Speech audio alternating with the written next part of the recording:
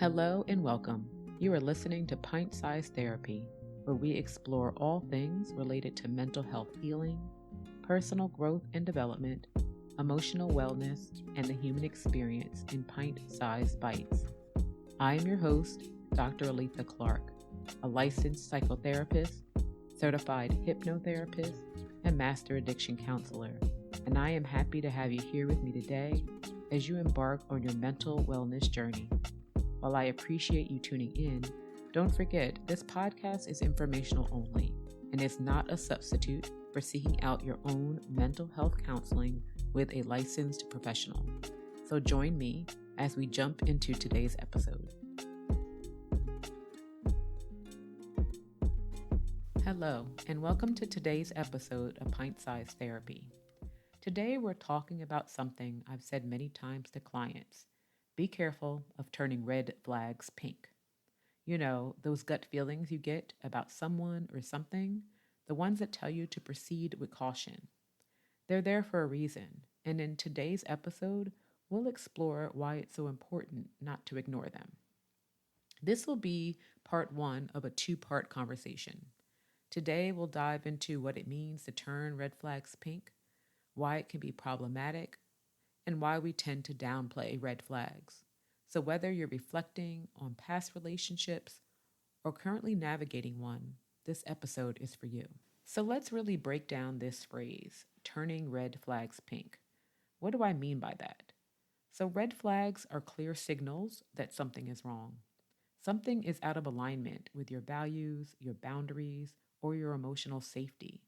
They could be obvious, like catching someone in a lie, or more subtle, like a sinking feeling in your stomach when a person dismisses your concerns. Now, turning those red flags pink is what happens when we try to soften, minimize, or rationalize that warning. Simply put, it's when we downplay, justify, excuse, or flat out ignore signs that something in a relationship or a situation feels off. Turning red flags pink mean we ignore our gut instinct. We ignore the alarm bells going off inside of us and try to convince ourselves that it's not that bad, that we're overreacting, or that things will change with time, patience, or love. We take something that should stop us in our tracks, and instead we repaint it in softer, more tolerable shades to make it easier to stay in an uncomfortable situation. But those red flags are warning signs. They're telling us to pause and pay attention. And here's the tricky part. Sometimes we convince ourselves that these warnings aren't as bad as they seem. We might say things like, maybe I'm overreacting, or it's not that big of a deal. We begin turning these red flags into softer, more palatable pink flags, telling ourselves we can tolerate, adjust to it, or fix the situation. Does this sound familiar? So, let me give you some real world examples. Maybe one or two will hit close to home. So imagine someone you're dating constantly makes jokes at your expense in front of others. You feel embarrassed, even hurt. But when you bring it up, they say, "Come on, I'm just joking. You're too sensitive." You feel uncomfortable every time it happens. But instead of trusting this discomfort, you think, well, maybe I am too sensitive. They don't mean any harm. That's turning a red flag pink. You minimize their hurtful behavior because you want to believe their intention is harmless. Another example would be, let's say that you have a friend who cancels on you constantly, but always has an excuse. You're the one always reaching out, always planning, always letting it go when you get let down. You tell yourself, they're just busy, they'll come around. Or I wonder what it is about me that they don't seem to want to hang out. Instead of acknowledging that the friendship is one-sided and are not emotionally supportive. Again, this is a red flag that you turned pink. What about workplace red flags? You're new at a job and notice your manager has a habit of micromanaging, snapping at staff in meetings. Instead of acknowledging how anxious and on edge it makes you feel, you think they probably just have a lot on their plates. I don't want to seem uncommitted. I'll just push through this week. That's turning a toxic dynamic into something you take responsibility for instead of recognizing that it's an unhealthy environment. Sometimes we even see these things play out with, family or a parent. A parent or close friend member might, constantly remind you of all they have done for you whenever you try to assert a boundary or say no. And instead of recognizing it as kind of emotional manipulation through guilt tripping, you justify it by saying, they're just old school. That's how they show love. I should try to be more understanding. After all, it's family. In all these cases, the common thread is this: we want to avoid the discomfort of confrontation, change, or loss, so we rewrite the story. We minimize the red flag. So, why is turning red flags pink such a problem? Because it might seem harmless in the moment. What's the big deal about giving someone the benefit of the doubt, right? Well, here's the truth. When we repeatedly turn red flags pink, we are actually training ourselves to ignore our intuition, our gut instinct. Biologically speaking, and to not get too technical, our brain and body are designed to keep us alive and out of harm's way. Outside of our conscious awareness, our brain and nervous system are constantly taking in information around us, organizing and processing emotional, sensory, and somatic information. And since it is compiling and processing information so rapidly and outside of our consciousness, it will send us messages or cues to our body, manifesting in things such as a stomach ache, chest tightening, increased heart rate, muscle tension, that at that time does not make sense usually. But in hindsight, it was clearly trying to alert you of something dangerous, something off. This is our intuition, our gut feeling. When we get into the habit of turning red flags pink, we disconnect from our emotional and physical warning system, the ones that are designed to keep us safe. And over time, this can lead to ignoring our intuition, staying in unhealthy or even harmful relationships and environments. So here's what tends to happen. We make excuses for the other person's behavior instead of holding them accountable. We overfunction, trying to fix or heal them while neglecting our own needs. We begin to question our perception, which can chip away at our self esteem and decision making. This is especially dangerous in relationships that include manipulation or emotional abuse. Gaslighting, for instance. It thrives when red flags are constantly being dismissed or explained away. The more you tell yourself, maybe it's not so bad, the easier it is for someone to distort your reality. But even in situations that aren't abusive, when we stay in jobs, friendships, or family dynamics where red flags go unacknowledged, we end up emotionally exhausted, resentful and distant from our authentic selves. So the problem isn't just that we ignore the signs, it's that we teach ourselves discomfort doesn't matter, that our boundaries can be negotiated, that our gut instinct is not trustworthy. The problem with that, red flags, no matter how much we try to ignore or explain them away, they actually don't go away. They linger, they grow, and eventually they impact our relationships and well being. Turning red flags pink is ultimately a form of self abandonment. It's telling yourself, I'm willing to tolerate something that hurts or confuses me just to avoid discomfort. And the longer you do that, the harder it becomes to see things clearly. I'd like you to take a moment, pause right here. Let's take a moment to connect back to our bodies, to our inner compass, learning to connect and feel your intuition, your gut instinct. If you're in a space where it's safe to do so, close your eyes gently. Drop and relax your shoulders. Unclench your jaw. Take a deep cleansing breath in through your nose and let it slowly release through your mouth. One more, inhaling deeply and exhaling completely. Now I'd like you to bring to mind a time when you knew something wasn't right, even if you couldn't explain why. Notice what that felt like in your body. Was it tightness in your chest, a sinking feeling in your stomach, or maybe a buzzing in your head? That feeling, that sensation, that's your intuition. That's your body way of waving the red flag.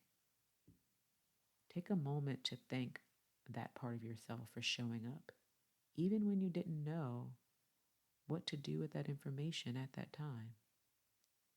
And gently ask yourself, where might I be repainting something red into pink right now?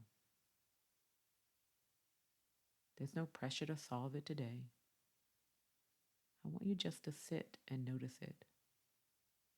Pay attention to it. Awareness is the first step toward alignment. So when you're ready, open your eyes, take one last deep breath. You are allowed to trust yourself. You are allowed to make a different choice next time. So let's now kind of think, why do we ignore red flags and turn them pink? Why do we sometimes minimize or excuse these red flags? One reason is that we want to see the best in people. We want to give people the benefit of the doubt, especially in intimate relationships. We invest our time, energy, and emotions into building something meaningful, and we don't want to admit that there might be a serious issue. Maybe we've been with the person for a long time, and the idea of starting over is terrifying. Maybe we feel stuck in the relationship, like there's no way out. Or maybe we're afraid just to be alone, so we try to make the relationship work, even when deep down we know that it's not the healthiest. Another reason is that we might not fully trust our gut instincts. We tell ourselves things like, maybe I'm being too sensitive, or I'll give them another chance. But the truth is, when something feels off, it often is. Day to day, in our interactions with others, and especially in intimate relationships, people give us signs of who they are. However, people have fallen into the habit of ignoring concerns, giving the person numerous chances to respond differently, or as I like to say, turning the red flags pink by pretending it is not a big deal or something to worry about. But ultimately, we need to believe people when they show us who they are. One of the hardest places to acknowledge red flags is in our family and friendships. And that's not a coincidence. We've often conditioned, consciously or unconsciously, to prioritize connections over personal discomfort in these relationships. And because of that, we turn red flags pink more easily in these areas of life. In many families, there's this deep rooted belief that family is everything. Blood is thicker than water. And while strong family bonds can be beautiful, this kind of thinking can become toxic when it demands unconditional loyalty at the expense of your peace. You might witness a family member being manipulative, dismissive, or overbearing, and instead of calling it what it is, you tell yourself, well, they don't mean it like that. That's just how they are. It's not worth the drama. We minimize harmful patterns because we're afraid of conflict or being seen as disloyal. The fear of disrupting the family dynamic can be strong, that we sacrifice our emotional safety to keep the peace. When it comes to friendships, red flags often get turned pink because we don't want to lose. We don't want to lose that relationship, that friendship. Maybe it's a longtime friend. Maybe it's someone you share history or community with. So when they cross a line, make subtle jabs, betray your trust, or constantly take without giving, we say, they're going through a lot right now. It's not that big a deal. They've been there for me before, so I should let this go. There's a deep fear that if we speak up, we'll come across as dramatic, too sensitive, or demanding. So we turn the red flags pink, right, to preserve that bond, often at the cost of your own emotional well being. Another reason we ignore red flags in these close relationships is that we've attached part of our identity to them. In families, we can feel ourselves as being the peacemaker. I'm the one, friend that they always lean on. I'm the strong one who doesn't need help. These roles become part of how we see ourselves. And calling out a red flag would mean breaking the role, challenging the story, and that's scary. So instead, we ignore it, suppress it. We even blame ourselves. Family and longtime friendships feel familiar, and we often confuse familiarity with safety. We think, I've known them my whole life. They've never intentionally hurt me. But comfort doesn't always mean safety. Just because a pattern is familiar doesn't mean it's healthy. And just because you're used to tolerating something doesn't mean you should continue it.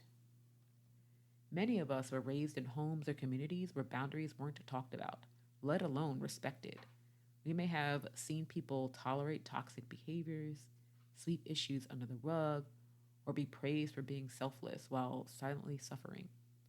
So when red flags appear in our own relationships, we don't always have the language or the tools to deal with them. We default to what we know, shrinking, people pleasing, dismissing our discomfort.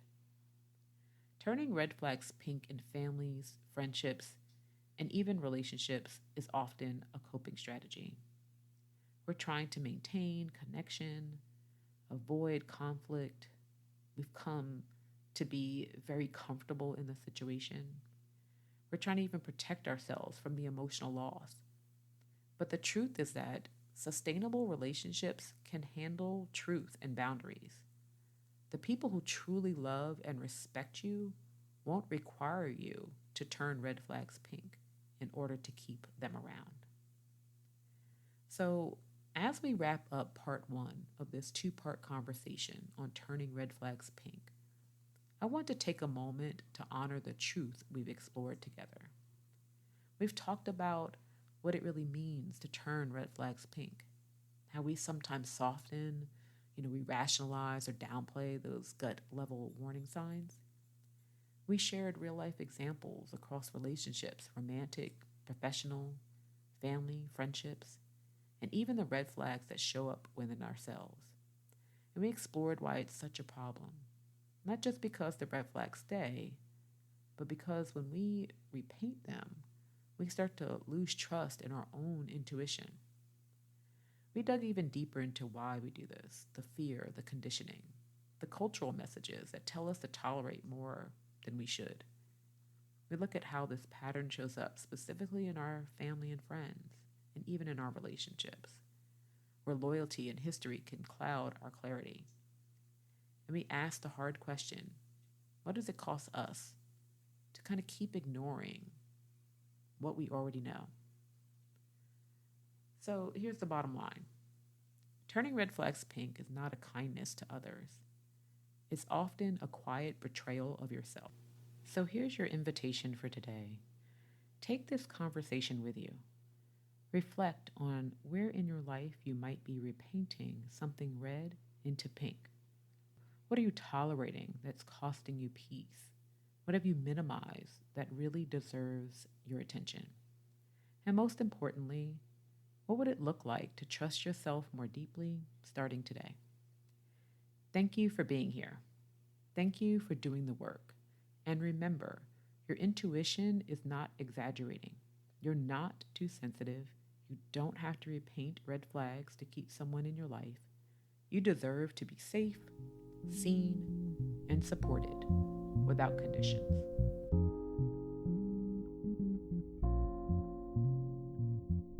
As always, thank you for joining me today on Pint-Sized Therapy. If you found this conversation meaningful, I invite you to leave me a comment, like, subscribe, and share with your family and friends. Come visit my website at pintsizedtherapy.com and my Etsy shop at pintsizedtherapy.etsy.com, where you will find resources to accompany our various discussions and encourage you to continue your wellness journey. Once again, I am Dr. Aletha Clark. Until next time, remember to protect your peace and take care of your mental health.